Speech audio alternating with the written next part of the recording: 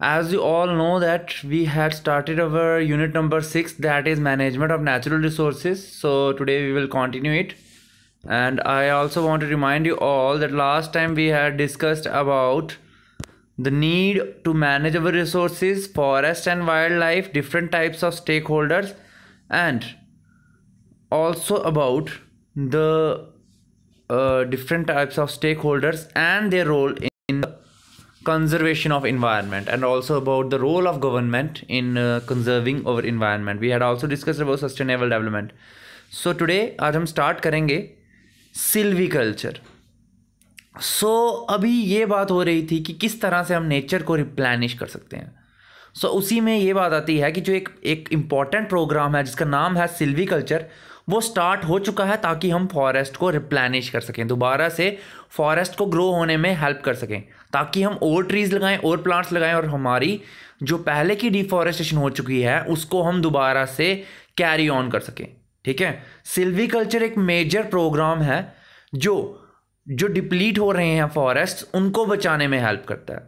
ठीक है, जो फॉरेस्ट की जो कटिंग हो रही है डे बाय डे, फॉरेस्ट का जो नंबर है, ट्रीज़ का नंबर है वो कम हो रहा है, उसको वो दोबारा से ग्रो करने में हेल्प कर सकता है. सो सिल्वीकल्चर जो प्रोग्राम है उसके बहुत सारे एडवांटेजेस हैं.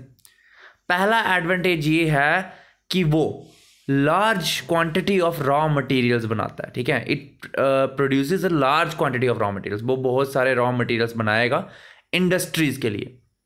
ठीक है, तो दूसरा ये है, इसकी वजह से क्या होगा, अगर सिल्वीकल्चर को हम अडेप्ट करेंगे तो उसकी वजह से क्या होगा, जो एरिया होगा वो ज़्यादा हो जाएगा फॉरेस्ट के अंदर, तो उससे हमें फ़ायदा ही होगा. उसके साथ साथ ये परफेक्ट वाटर साइकिल मेंटेन करता है आपके इन्वायरमेंट पे, ताकि वाटर साइकिल आपका प्रॉपर वे में चलता रहे, और इससे सॉयल इरोजन को भी फ़ायदा होता है. सॉयल इरोड भी नहीं करती, और उसके साथ साथ ये प्रिवेंट करता है फ्लड्स को.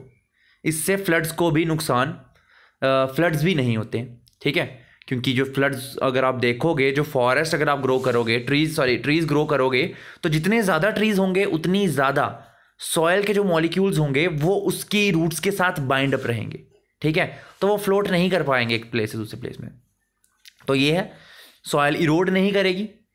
फ्लड्स, बहुत सारा वाटर जो होगा, एक्सेसिव वाटर होगा, उसमें कुछ अमाउंट वाटर वो जो ट्रीज़ होंगे वो एब्जॉर्ब कर लेंगे, तो उससे वाटर का जो स्पीड होती है, फ्लो होता है, फ्लो ऑफ स्पीड,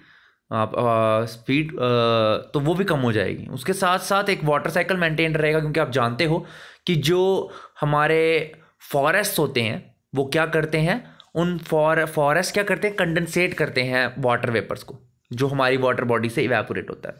तो ये भी इससे फ़ायदा होता है. अब है, यहाँ पर बहुत सारे लोग हैं जिनको हम एक्टिविस्ट बोलते हैं, वो फॉरेस्ट पे डिपेंड करते हैं. ठीक है, इन एनी वे, किसी भी तरीके से डिपेंड करते हैं, और जो चाहते हैं फॉरेस्ट और वाइल्ड लाइफ कंजर्व रहे और वहाँ पे डैमेज ना हो इन्वायरमेंट में, तो उन्होंने काम करना स्टार्ट किया for the conservation of animals like tigers, lions, elephants and rhinoceros. But they also recognise the need to preserve forest as well. उन्होंने ये तो देखा कि हमें एनिमल्स को सेव करना है, लेकिन उन्होंने ये भी देखा कि हमें फॉरेस्ट को भी सेव करना है. वो इसीलिए, क्योंकि अगर हम फॉरेस्ट को प्रिजर्व नहीं करेंगे तो हम कंजर्व नहीं कर पाएंगे वाइल्ड लाइफ को, और हम वाइल्ड लाइफ को कंजर्व नहीं कर पाएंगे तो वो नुकसान हमें भी होगा और एनिमल्स को भी होगा. तो इसी के केस में इन्होंने दो इंस्टेंसेस लिए हैं जहां पे जो नॉर्मल लोग थे, ऑर्डिनरी लोग थे, उन्होंने बड़ा इंपॉर्टेंट रोल प्ले किया कंजर्वेशन ऑफ फॉरेस्ट में. ठीक है, ताकि वो ट्रीज़ की कटिंग को रोका जाए. उसमें लोगों ने बहुत ही बढ़ चढ़ के हिस्सा लिया. उसकी 3 एग्जाम्पल्स यहाँ पर हैं, और I will take the first one, and the first example is the case of khejri trees. Khejri trees की अगर आप बात बताऊं मैं आपको, तो एक बिश्नोई कम्युनिटी होती थी राजस्थान में. ठीक है, और for whom conservation of forest and wildlife has a religious belief. उनको लगता था अगर हम जानवरों को और फॉरेस्ट को बचाएंगे तो हमारे ये धार्मिक, जो उनके धार्मिक सोच थी उससे मेल खाता था.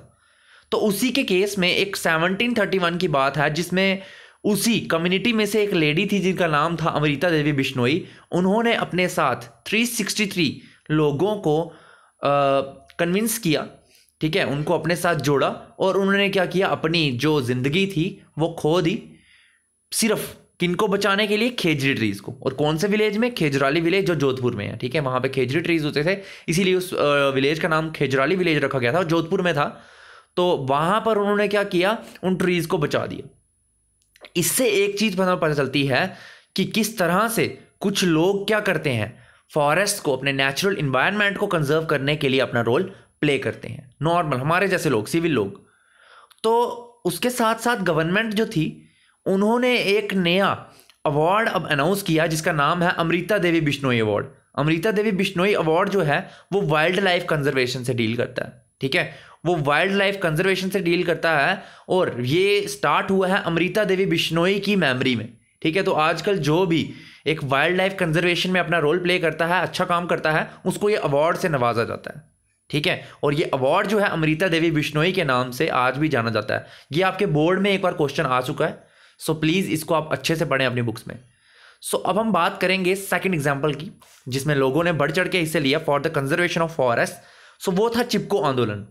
एक और जो कंट्रीब्यूशन था लोगों का फॉरेस्ट को बचाने के लिए वो था चिपको आंदोलन, जिसको चिपको मूवमेंट भी बोला जाता है। इसका नाम था हग द ट्री मूवमेंट। मतलब आप ट्रीज को लोग क्या करते थे, हग कर लेते थे, ठीक है, तो गले से लगा लेते थे। तो ये जो मूवमेंट थी इसका ओरिजिनेट, मतलब कहाँ से ये ओरिजिनेट हुई उसके बारे में हम बात करेंगे।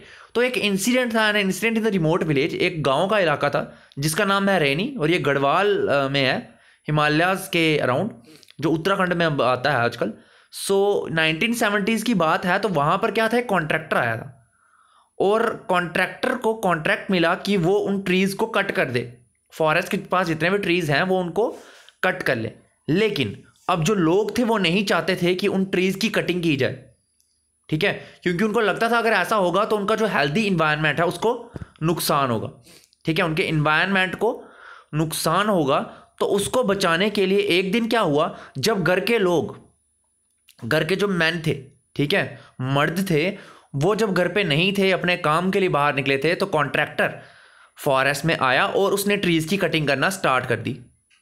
अब घर के मर्द नहीं थे तो औरतें थी, उन्होंने हिम्मत दिखाई और वो उन फॉरेस्ट को बचाने के लिए वहां पर आ गई और उन्होंने क्या कर दिया, ट्रीज को हग करना स्टार्ट कर दिया, ट्रीज को वो चिपक गए अपनी आर्म्स के साथ। जैसा आप यहाँ पे देख सकते हैं, ये एक पिक्चर है and that picture is showing you the Chipko आंदोलन। ये जो मूवमेंट थी आप देख रहे हैं यहाँ पे, लेडीज जो हैं वो क्या कर रही हैं, उस वुमेन जो है ये क्या कर रही हैं, ट्रीज को हग करके ट्रीज को चिपक गई हैं यहाँ पर। तो इन्होंने ये मूवमेंट स्टार्ट की और तो मैं जैसा आपको यहाँ पर बता रहा था कि किस तरह से वो ट्रीज़ को क्लैस्प कर देते हैं, पकड़ लेते हैं ट्रीज़ को और ट्रीज़ को इस तरह से वो बचाते हैं कटिंग से, ठीक है, इस तरह से ट्रीज़ कटने से बचे। तो चिपको मूवमेंट जो है वो इस तरह से हर जगह पे, हर कम्युनिटी पे फैलना स्टार्ट हो गई और इस तरह से उसने कंजर्वेशन ऑफ फॉरेस्ट को एक बड़ा अच्छा रोल दिया, ठीक है। उसके साथ मैं आपको एक और चीज़ बताना चाहता हूँ कि इस मूवमेंट को बाद में एक और पर्सन ने भी बढ़ाया था जिनका नाम था श्री सुंदरलाल बहुगुणा। उन्होंने भी इस मूवमेंट को बढ़ाया था और इसी मूवमेंट से जो कर्नाटक था, कर्नाटक में भी ये मूवमेंट काफ़ी ज़्यादा इन्फ्लुएंस्ड हुए लोग उससे, और उस मूवमेंट का नाम इन्होंने रखा अपीको मूवमेंट, जिसके लीडर थे पांडुरंग हेगड़े, ठीक है। तो इन्होंने ये स्टार्ट की थी मूवमेंट, तो ये मैं आपको बताना चाहता था इसमें। तो ये मूवमेंट काफ़ी ज़्यादा पॉपुलर हुई और इससे बहुत ही ज़्यादा फ़ायदा हुआ कि फॉरेस्ट की कटिंग को रोका गया। उसके बाद लोगों ने अवेयरनेस दिखाई इस केस में, ठीक है। तो अब हम बात करेंगे आगे, अगर फर्दर बात करते हैं तो आता है participation of local people in the management of forest. किस तरह से लोकल लोग मैनेजमेंट ऑफ फॉरेस्ट में अपना रोल प्ले कर सकते हैं। तो अगर लोगों की पार्टिसिपेशन को देखा जाए तो उससे क्या होता है, फॉरेस्ट में वो क्या करती है, फॉरेस्ट प्रोड्यूस को बढ़ाने में हेल्प करती है। आप जानते हैं अगर किसी चीज़ में मैनेजमेंट ऑफ फॉरेस्ट में अपना पार्ट दिखाना स्टार्ट कर दें तो उससे कंजर्वेशन भी बढ़ेगी और रिसोर्सिस जो होंगे उनकी भी, जो आप कह सकते हो रिसोर्सिस का जो प्रोडक्शन होगी वो भी काफ़ी बढ़ेगी उससे ज़रूर। तो उसी की एग्जाम्पल है जिसमें लोकल लोग थे जो, ठीक है, लोकल लोग, an example of how local participation in the management of forest in the revival of degraded forest is like this. तो किस तरह से लोकल लोगों ने जो फॉरेस्ट पहले के डिग्रेड हो चुके थे उसमें कैसे रोल प्ले किया उसके बारे में एक एग्जाम्पल आपको दी है। बात है 1972 की, जब वेस्ट बंगाल फॉरेस्ट डिपार्टमेंट ने एक नई स्कीम निकाली ताकि वो जो फॉरेस्ट पहले के डिग्रेड हो चुके हैं, जो कट हो चुके हैं पहले के, उनको दोबारा से हम रिवाइव करें, ठीक है, किस तरह से वो पहले दोबारा से ग्रो कर सकते हैं। तो उसी की बिगनिंग जो स्टार्ट की थी वो की थी अरेबरी फॉरेस्ट रेंज थी, एक मिदनापुर डिस्ट्रिक्ट जो वेस्ट बंगाल में है, वहाँ पे स्टार्ट हुई थी। तो उस टाइम पे वहाँ के एक बहुत ही दूर की सोच रखने वाले ऑफिसर थे जिनका नाम था AK बनर्जी। उन्होंने कुछ लोगों के साथ, फॉरेस्ट के रहने वाले लोगों के साथ बातचीत करके उन्होंने ऑलमोस्ट 1272 हेक्टेयर्स जो लैंड थी फॉरेस्ट के अंदर, उसको उन्होंने बचाया। उन्होंने इसको क्या किया, जो फॉरेस्ट ऑलरेडी डिग्रेड हो चुके हैं उन्होंने उसको बचाया, और उसके रिटर्न में, ठीक है, फॉरेस्ट को बचाने के लिए उन्होंने लोगों को रिवॉर्ड दिया और उन्होंने विलेजर्स को एम्प्लॉयमेंट दी एक अलग अलग डिपार्टमेंट में। एक का नाम था सिल्वीकल्चर और एक था हार्वेस्टिंग ऑपरेशंस। ठीक है, तो किस तरीके से फॉरेस्ट के प्रोड्यूस को यूज़ किया जाता है और किस तरह से फॉरेस्ट के ट्रीज़ को और उगाया जाता है, उन्होंने इस दो जगह लोगों को एम्प्लॉयमेंट दिलवाई, काम दिलवाया। और इन्होंने ये भी बोला कि जो 25% होगा फाइनल हार्वेस्ट प्रोड्यूस होगा, और उन्होंने लोगों को 25% जो उसका प्रोड्यूस था, जो भी उसमें से चीज़ें मिलेंगी, उसका लोगों को दिलवाया। और एक और चीज़ उन्होंने बोली कि उन्होंने बोला कि लोगों को अलो किया कि वो फायरवुड, अपने लिए लकड़ियाँ जो टूटी होती हैं अपने आप, उनको कलेक्ट करके जानवरों के लिए जो चारा है वो वहाँ पे कलेक्ट कर सकते हैं, और फॉरेस्ट एरिया को वो सिर्फ कुछ थोड़ी सी पेमेंट करके ये सब चीज़ें ले सकते हैं। इस तरह से लोगों को क्या हुआ, लोगों को एक लगने लगा कि अब एम्प्लॉयमेंट भी मिल गई, काम भी मिल गया, हमें हमारे जानवरों के लिए चारा भी मिल गया यहाँ से, और हमें लकड़ी भी मिल गई घर पे खाना बनाने के लिए। ठीक है, तो इतना सारा देख के, ये सब ऑफर्स देख के लोग वहाँ पे इंटरेस्ट दिखाना स्टार्ट कर दिया उन्होंने। और ये एक्टिव और विलिंग पार्टिसिपेशन की वजह से जो लोगों ने खुद की मर्जी से इसमें पार्टिसिपेट किया, तो उन्होंने फॉरेस्ट को बहुत सारा बचाया। उन्होंने देखा कि जो सल फॉरेस्ट था, सल एक लकड़ी होती है, उस फॉरेस्ट को उन्होंने बचाया। जो अरेबरी रेंज में है वो थिक हो गया, ग्रीन हो गया विद इन 10 ईयर्स में, लोगों के एफर्ट्स के द्वारा। ठीक है, इस तरह से आप देख रहे हो कि किस तरह से लोकल लोग अगर फॉरेस्ट की मैनेजमेंट में अपना रोल प्ले करें तो किस तरह से आप इन्वायरमेंट को दोबारा से रिज्यूम करवा सकते हो, इन्वायरमेंट को आप बचा सकते हो। अब इन्होंने बोला कंजर्वेशन ऑफ वाइल्ड लाइफ को बचाना भी बहुत ज़्यादा ज़रूरी है, क्योंकि आप देख रहे हैं लार्ज स्केल पोचिंग हो रही है, जो किलिंग हो रही है वाइल्ड एनिमल्स की फॉरेस्ट में। तो उसके लिए सबसे ज़्यादा in the forest by man, जो मैन ही कर रहा है, वो सीरियस थ्रेट है बड़े सारे एनिमल्स और बर्ड स्पीशीज़ को। इसकी वजह से फूड चेन तो डिस्ट्रॉय होती है, जैसे आप जानते हो, पहले आप पढ़ चुके हो ओवर इन्वायरमेंट में। उसके साथ साथ बहुत सारे कॉन्सिक्वेंसेस भी होते हैं, नुकसान भी होते हैं इकोसिस्टम में। ये पॉइंट अब और क्लियर हो जाएगा। जैसे आप जानते हैं स्नेक क्या है, वाइल्ड एनिमल है, और स्नेक की बहुत सारी डिमांड है लेदर गुड्स में, सामान में। ठीक है, स्नेक की स्किन एक हाई प्राइस में बिकती है बाजार में, तो उससे इजी आसानी से पैसे कमाने के लिए कुछ लोग क्या करते हैं, स्नेक्स को इनडिस्क्रिमिनेटली ज़्यादा अमाउंट में, मतलब आप कह सकते हो कि जिंदा स्नेक जो होगा उसको मार देते हैं और उसकी स्किन को बेच देते हैं। इसकी वजह से स्नेक्स की बहुत सारी ज़्यादा अमाउंट में किलिंग हो रही है, इसकी वजह से फूड चेन को नुकसान हो रहा है। ठीक है, उससे इम्बैलेंस भी क्रिएट हो रहा है। जैसे स्नेक क्या है, फार्मर का फ्रेंड है, क्योंकि उसको जब भी दिखाई देता है कि कोई रैट या कोई माइस, ठीक है, पेस्ट जो क्रॉप्स को डिस्ट्रॉय कर रही है, तो वो स्नेक क्या होता है, वो उनको ख़त्म कर देता है। उसकी वजह से क्या होता है, क्रॉप्स वगैरह बच जाती हैं और वो अपना खाना भी वहाँ से बना लेता है। लेकिन अगर स्नेक को ज़्यादा अमाउंट में मारा जाए स्किन के लिए, तो उसकी वजह से क्या होगा, पॉपुलेशन स्नेक की क्या हो जाएगी, रिड्यूस, जिसकी वजह से प्रेडेटर्स कम हो जाएंगे और स्नेक्स क्या करेंगे, जो पेस्ट की पॉपुलेशन होगी वो बढ़ जाएगी, और ये माइस और रैट्स अटैक करेंगे क्रॉप फील्ड को और उससे नुकसान होगा।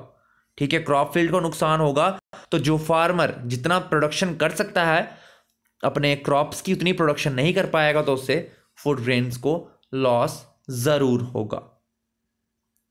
तो इसीलिए फॉरेस्ट की कंजर्वेशन जरूरी है। तो इसीलिए अगर आप फॉरेस्ट वाइल्ड लाइफ को कंजर्व करना चाहते हो, इकोलॉजिकल बैलेंस को मेंटेन करना चाहते हो, ताकि उनका जीन पूल बना रहे, तो आपको इन मेजर्स का ध्यान रखना पड़ेगा, which I am sharing it now.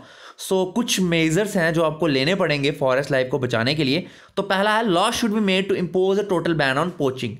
सबसे पहली बात, लॉज बनने चाहिए ताकि आप जो एनिमल्स की किलिंग है, पोचिंग जिसको आप बोलते हो, वो खत्म हो जानी चाहिए, जिसमें एनिमल्स को पकड़ा जाता है और उन बर्ड्स को भी पकड़ा जाता है जिनकी स्पीशीज़ बड़ी ज़्यादा कम है और उसको हाई रेट पे बेचा जाता है या उनको मार दिया जाता है। तो लॉज पेपर तक नहीं होना चाहिए, उनको एनफोर्स भी करा जाना चाहिए कि अगर कोई ऐसा करता है तो उसको एक पनिशमेंट मिलनी चाहिए।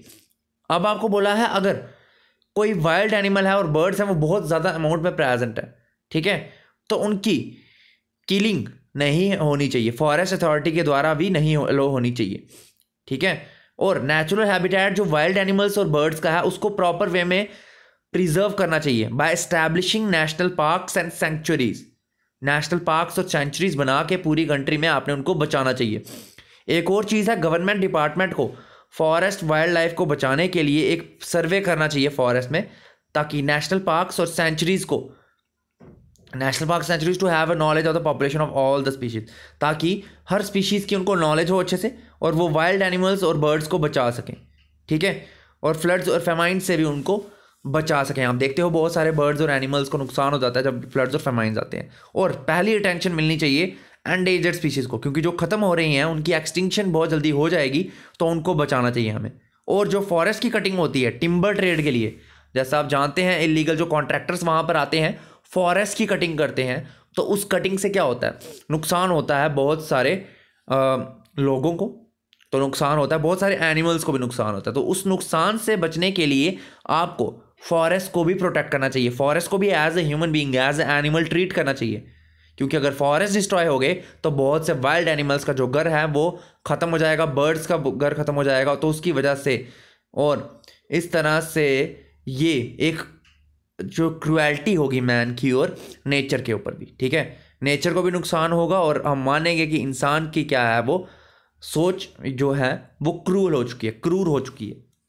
एक और चीज़ जो यहाँ पे है कि अगर इस केस में गवर्नमेंट अथॉरिटी है, अगर वो ट्रीज़ की कटिंग में अगर अपना वो उनको एक आप कह सकते हो वो रेगुलेशन करनी चाहिए, ठीक है। In case of government authorise felling of trees, अगर गवर्नमेंट कोई अथोराइज करती है ट्रीज़ की कटिंग के लिए, तो हर 1 एकड़ लैंड पे जितने फॉरेस्ट की जो जितने ट्रीज़ की कटिंग होती है उतनी ही लैंड पे उतने फॉरेस्ट ग्रो भी होने चाहिए, सैपलिंग्स ग्रो होनी चाहिए, ताकि ये लॉन्ग टाइम रन में हमें फ़ायदा हो। तो आप देख रहे हो बहुत सारे लोग आजकल अवेयर हो भी रहे हैं, प्लांटेशन ड्राइव्स चल रही हैं। इनफैक्ट हर बर्थडे में लोगों को एक पेड़ ज़रूर लगाना चाहिए, आप देखते हो। इवन बहुत सी आजकल इवन आप देखोगे जो बैचलर्स ऑफ एजुकेशन कर रहे होते हैं उनको भी एक ट्री ग्रो करने के लिए बोला जाता है। तो आप देखते हो बहुत से आजकल प्लांटेशन ड्राइव्स चल रही हैं, कोई भी ओकेज़न हो तो एक प्लांट ज़रूर लगाया जाता है। तो इस तरीके से हम फॉरेस्ट को बचा सकते हैं। फॉरेस्ट को बचाने के साथ साथ हम अपने इकोसिस्टम को भी बैलेंस कर सकते हैं, ठीक है। सो बैलेंस के साथ हमारी जो ये नहीं होना चाहिए कि सिर्फ हमारी अथॉरिटीज़ ही काम करेंगी, लोगों की अथॉरिटी सिर्फ काम करेगी, ऐसा नहीं होना चाहिए। जो गवर्नमेंट अथॉरिटीज़ है सिर्फ वही नहीं सब कुछ करेंगी, आपको भी खुद से कुछ करना चाहिए, so that we can save our forest and also the wild life, ठीक है। और जो हंटिंग होनी है, हंटिंग जो होती है it should be banned, hunting banned ही है ऑलमोस्ट। और उसके साथ साथ इसको एक पनिशेबल ऑफेंस भी बनाया गया है गवर्नमेंट द्वारा, और उसको एनफोर्स भी किया जा रहा है। पर फिर भी कुछ अमाउंट में अगर ये हो रही होगी तो उसको भी देखना चाहिए। ये लोगों का भी काम होता है कि उनके अराउंड अगर ऐसी कोई एक्टिविटी हो रही है तो हमें उसको रोकना चाहिए। सो ये था हमारा आज का लेक्चर। आई होप आपको ये समझ आया होगा अच्छे से। And still if you in case if you have any kind of doubt then you can ask me in your respective groups. So thank you class and have